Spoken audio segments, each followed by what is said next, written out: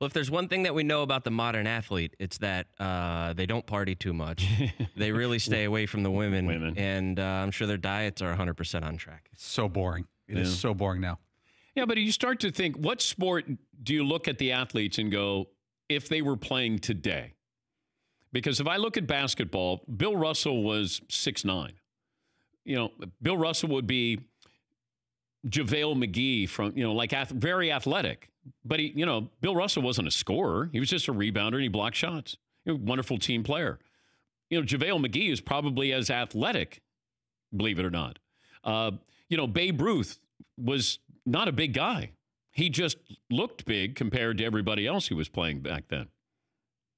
Yes, Right? Isn't Dan Marino always the guy you go to first? Yes. Dan Marino today would be even better. 100,000 yards a season. Yes, he would. Remember when the Hogs were this massive O-line at 300 pounds apiece? Yeah. And now your average high school team in Texas is 320 apiece? But I'm guessing that those guys would be even bigger now.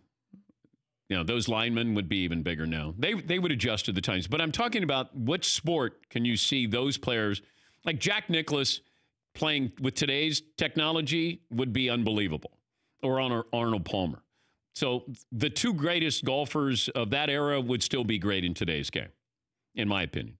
If I looked at football at the quarterbacking position, Marino, obviously. Joe Namath, probably. He threw as good a ball as anybody. Jim Brown. How would Jim Brown be today? He was 6'2", 230, so there's not a size issue with Jim Brown. He's bigger than Adrian Peterson. But the style of what you would ask Jim Brown to do would be different. He'd be a pass catcher as well. Yes, McLeod. Also, some of those leagues weren't fully integrated, and baseball wasn't. And baseball's all international. NBA's all international. It's a much bigger talent pool for a lot of these.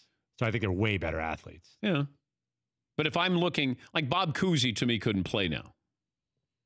Some of those other players back in the 60s in the NBA would have a hard time playing. The shorts were so tight, too. Yeah, but John Stockton survived with those tight shorts. How about Alcindor? Kareem? Well, it'd be different now. That would be the real test case, because you would have Kareem, who's unstoppable, but everybody plays a perimeter-style game. How valuable would he be? Yes, he would just be doing that from three, which would be fat. That would be looking like Todd, except good. Yeah, Paulie. 50 years ago today, Lou Alcindor made his rookie debut with the Milwaukee Bucks. Pretty cool. Yeah. Had a decent start there for the Bucks. What did he average, 26 and 15 or something? Yeah, in his first game, he had 29 points. Yeah. Yes, McLeod. Do you remember we were in the old man cave? You were shooting with him, and he almost touched the ceiling on that basket. That was surreal. And that's why when you watch guys like Steve Nash maneuver around these guys who are 7'2", and you go, how does he do it? We're standing next to Kareem, and you're going, if you're anywhere near him, he's going to block that shot. And I remember the Houston Cougars, when they played UCLA and they snapped their winning streak, they would get on a chair and hold a broom up to let you know this is what it's going to be like to shoot over Lou Alcindor in that game.